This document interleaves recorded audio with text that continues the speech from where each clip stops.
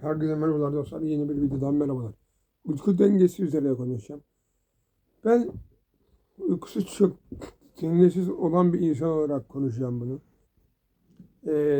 Benim yani uyku dengem yok. Niye diye sorarsanız çok bozdum yani. Son dönemde aşırı bozdum. Normalde dostlar ben 10'da yatıp ee, sabah 7'de kalkan, 8'de kalkan bir insanım. Şu an gece 3'e kadar oturup gece 3'ten sonra yatıp sabah 10'da kalkıyorum anasını. Sabah 10'da değil. 11.30, 12. Hani öyle diyeyim. Ama şu son dönemde mesela ne kadar geç yatarsam yatayım 7.30, 8 gibi ayağa dikiliyorum. Aslında bu en büyük sağlıksız uykudur. Niye diye sorarsanız şöyle bir durum var. Beyin arkadaşlar.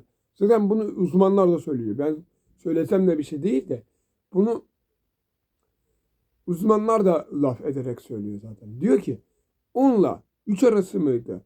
10'la 5 arası mıydı? Neydi? Öyle bir şey olması lazım. Tam hatırlamıyorum da. Uzmanlar diyor işte.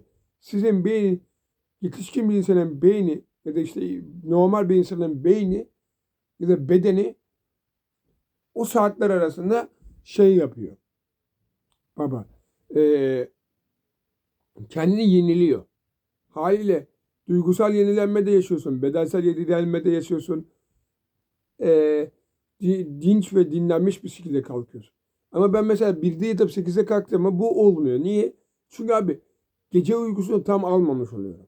Hani gece uykusunu almadığım için haliyle bu uyku dengesizliği adamı sersem ediyor. Ne olduğunu anlamıyor. Beyin böyle yarı uyku, yarı böyle geliyor. Yani belli bir şeyi yok onun. Durağı yok. Ben onu biliyorum. Bakın onu biliyorum. Hani niye diye sorarsanız kendimden biliyorum dostlar. Ben dizideyken şu an yani Kocaeli'deyim. Dizideyken dostlar ya bir gün şey oldu abi. Bundan birkaç hafta önce olması lazım bunun. Ya abi adını söyleyin. Ka- e, o kadar uyku dengem yok ki. Ulan gün içinde gözüm dalıp gidiyor böyle. Gözüm dalıp gitti, dalıp gitti, dalıp gitti. Ulan 11.30'dan canı istiyorsa akşam 5'e kadar mı ne yattım baba? Ya ya da artık 2'den 5'e kadar mı? Öyle bir şey olması lazım. Ya 2'den 5'e ya da 11'den 5'e kadar. Öyle düşün. Yani abi nedir dedim ya. Ulan yatmadım da. Böyle gözüm gidiyor açılıyorum.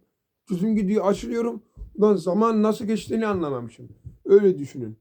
Hadi yürüyüşümü yaptım geri döndüm. Ondan sonra baygınlık geçirmişim anasını satayım. Öyle düşünün. Bayılmışım kalmışım. Ulan baba ben bir de en kısa süre yattığım süreyi de söyleyeyim dostlar. 3 saat. Bakın 3 saat yatan bir insan olarak söylüyorum bunu. Yemin ediyorum 3 saat yatan bir adam kendini zulüm etmiştir. Hani bakın niye diye sorarsanız beyniniz açılmıyor. Açılsa bile yarım yamalak açıldığı için ne yürüyüşünüz doğru düzgün oluyor, ne beyniniz bir şeye odaklanabiliyor, ne bir şey yapabiliyorsunuz. Böyle alkolik gibi bir şey oluyorsunuz o zaman. Yani kafa yerinde olmuyor. Hani aynı şey. Hani alkol içen adamla 3 saat yatan bir adamın durumu aynı şey bence yani. Çok büyük bir farkı yok. Ben alkolde içmedim ama hani bunu alkol içen yazar. Hani sarhoşluk veriyor çünkü. Uyku da sarhoşluk veriyor.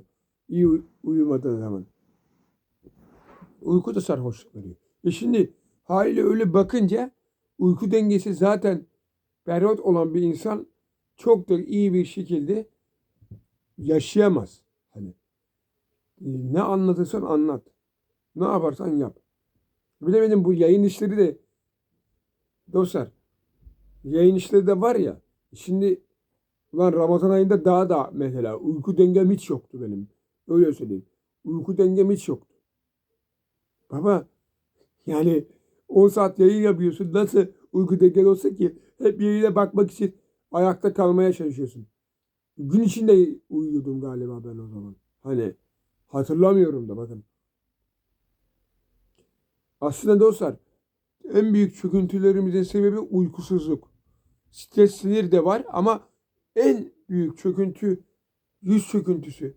İşte duygusal çöküntü bilmem ne bunların hepsi dostlar şey oluyor. Ee, Uykusuzluktan oluyor. Niye? Çünkü beden kendini yenileyemediği için diyorsun ki abi ben diriyim ama abi içten içe bu beden çöküyor. Bu bedenin sağlığı gidiyor elinden böyle kayıp gidiyor. Beklediğin gibi değil. Hiçbir zaman istediğin gibi olamayacaksın. Uyku dengen olmadığı zaman hiçbir zaman istediğin gibi bir insan olamıyorsun. Öyle bir gerçeklik var. Hani uyku dengesi olmayan bir insan olarak söylüyorum dostlar. Şu anda ben demin niye videoyu durdurdum? Çünkü dostlar esneyip geri döneceğim. Çünkü hani bu şekilde bu olmasa, uykum olmasa ya da uykusuz olmasam çok rahat olurum. Ki bu zulüm yani. Dediğim gibi bu zulüm. Zulüm. Kendine zulüm etmek oluyor bu. Hani ben saat kaçta yattığımı da bilmiyorum ama büyük ihtimalle 2'de falan yattım.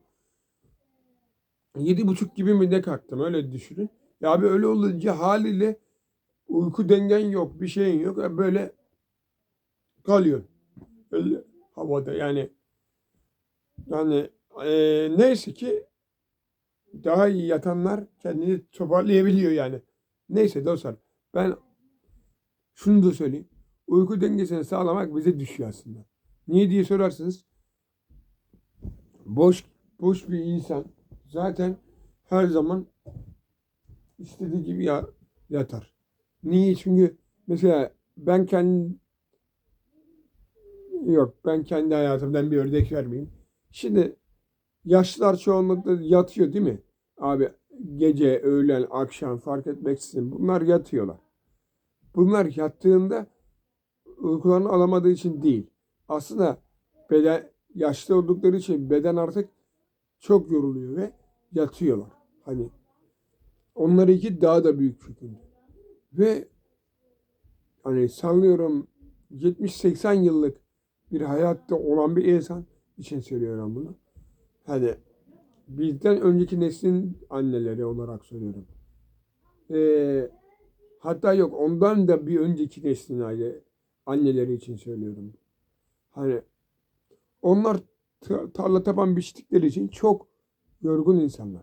Şu anda bakıyorsunuz hepsi yan gelip yatıyor. Niye abi? Adam çünkü o da o dönemden beri sabahın köründe 8'inde 7'sinde kalkıp tarla taban biçmiş. Şimdi o beden yorgunluğunu yıllardır atamayanlar da var üstünde.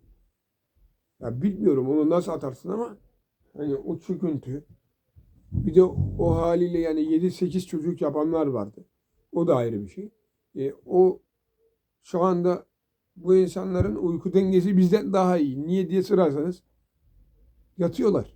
Biz yatmıyoruz. Kendimize zulüm ediyoruz. Niye?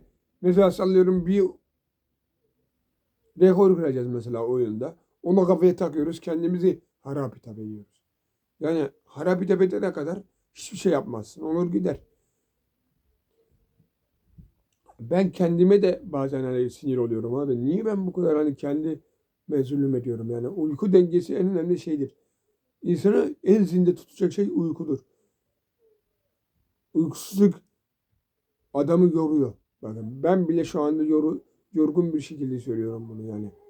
Görüşmek üzere. Bay bay. Like atıp yorum atmayı unutmayınız.